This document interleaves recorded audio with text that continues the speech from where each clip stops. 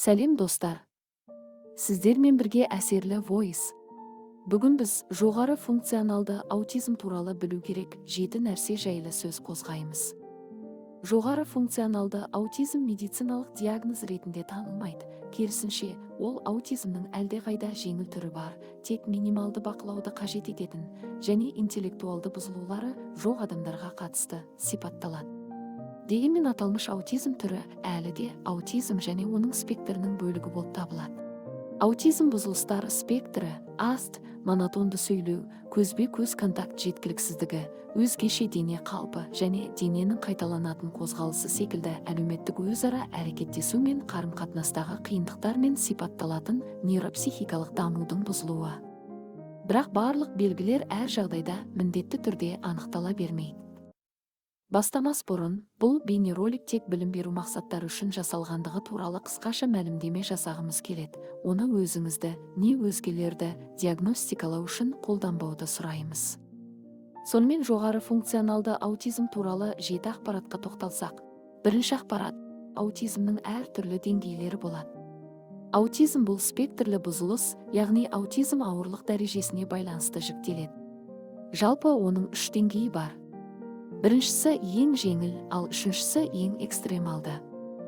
Балаға аст диагнозы қойылғаннан кейін, емдеуші дәрігер немесе психолог әдетте олардың эмоционалды интеллектісін, әлеуметтік қабілеттерін және ауызша және вербальды емес қарым-қатынас дағдыларын бағалау арқылы олардың деңгейін бағалауға тырысады. Жоғары функционалды аутизм бірінші деңгейлі аутизм деп саналады. Осы деңгейге жататындардың симптомдары ең аз көрініс табады, сондықтан академиялық, әлеуметтік және еңбек өмірге өз бетінше қатысады. Екінші, жоғары функционалды аутизм Аспергер синдромына сәйкес келеді. Ұзақ уақыт бойы аутизм диагнозы тек өте ауыр белгілері бар адамдарға қойылды. Алайда 1990 жылдардың басында психологтар оның жеңіл формаларын тани бастады. Бұрын Аспергер синдромы түрлі аурулардың жиыны ретінде саналды, бірақ қазір Аспергер синдромы іс жүзінде аутизмнің ең жеңіл деңгейі болып табылады, және ол әлі де аутизм спектрінің бөлігі болып есептеледі. ЖФЛ мен ауыратын адамдар орташа немесе жоғары интеллектке ие, және олардың тілдік танымдық дағдылар мен жасына сәйкес өзін-өзі тану дағдыларының қалыпты дамуы байқалады. Бұл олардың аутизмі әлдеқайда басқарылатындығының және олардың күнделікті өміріне аз әсер ететіндігінің дәлелі. Үшінші ақпарат, ЖФА мен диагноздалдаған адамдар қолдауды қажет етеді. Оның аутизмнің жеңіл түріне жататындығы нейропсихикалық аурумен ауыратын адамдарға ерекше қамқорлық пен назар қажет емес дегенді білдірмейді. Оларға басқалармен тіл табысып, мағыналы қарым-қатынасты сақтау қиынға соғуы мүмкін. Олар әзіл мен сарказм сияқты қарапайым әлеуметтік тілдесу құралдарын түсінуге әлі де көмек қажет етеді, немесе біздің айтқандарымыздың бәрін жүрегіне тым жақын қабылдауы мүмкін.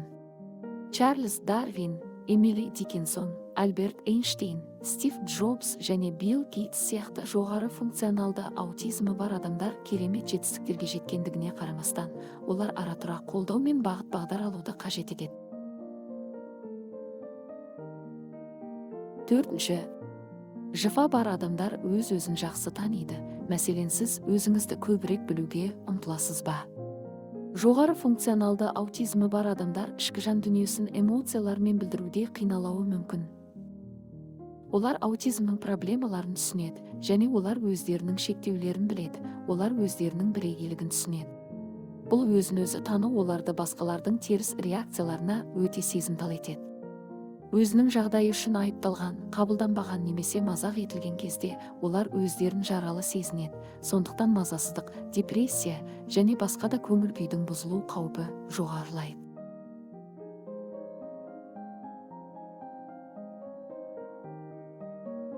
Бесінші, ЖФА диагнозы бар адам өте сезімтал келеді. Аутизмнің ең көрнекті белгілерінің бірі қабылдау сезімі мен экстремалды эмоционалды сезімталдық.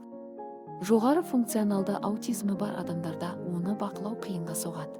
ЖФА мен ауыратын адамдар жарық пен қатты дыбыстарға өте сезімтал, бірақ олар өзгелер секілді қоздырғыштарға кенеттен немесе ашық түрде жауап бермеуі мүмкін.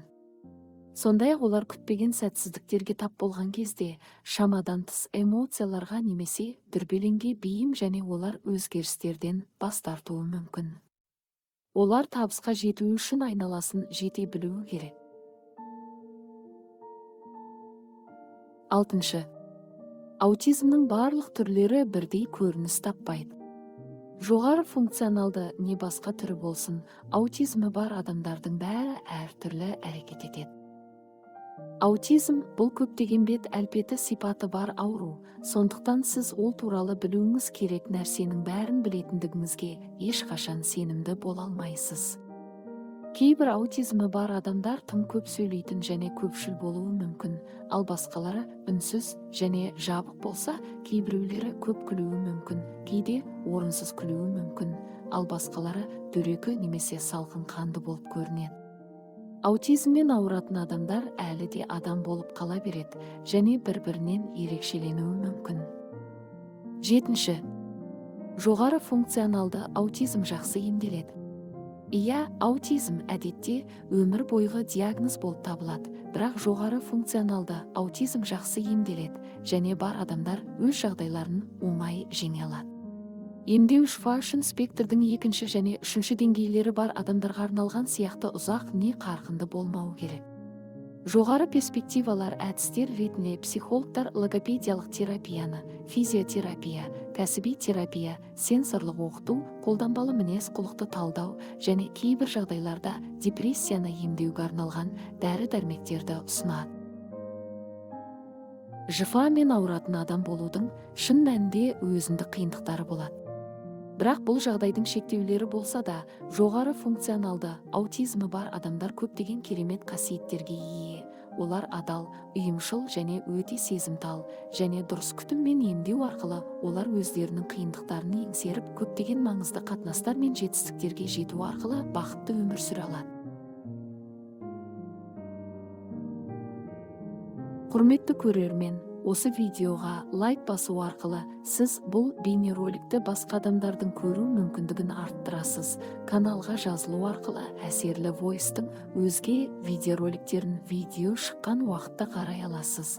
Әсерлі Voice-пен бірге болыңыздар, ғаламның шексіз қырын бірге танайық.